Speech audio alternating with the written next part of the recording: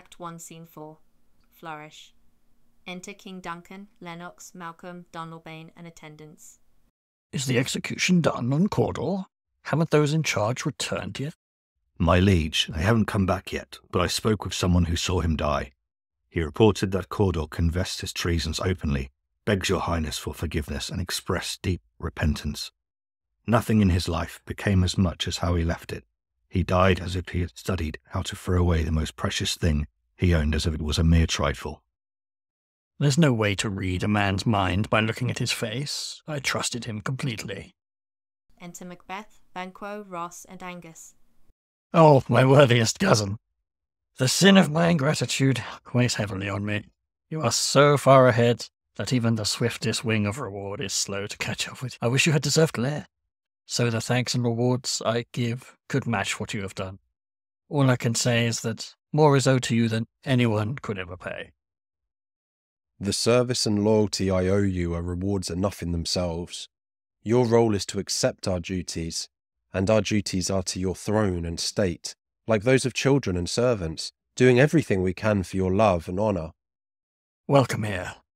I've begun to nurture you, and I'll work hard to help you grow fully. Noble Banquo, you've deserved no less, and must be known for your deeds as well.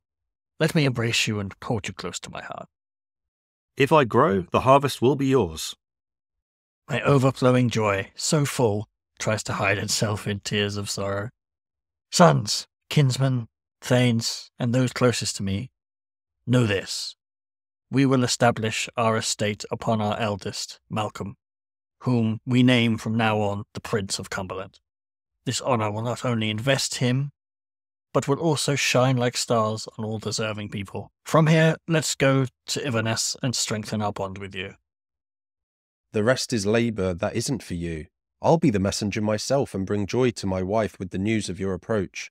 So, I humbly take my leave. My worthy Cawdor. The Prince of Cumberland? That's a step I must fall down from or leap over, for it stands in my way. Stars, hide your fires. Let not light see my dark and deep desires. Let the eye wink at the hand, but let that be done which the eye fears to see. He exits. True, worthy Banquo. Macbeth is full of courage, and I am nourished by his praise. It's like a banquet to me.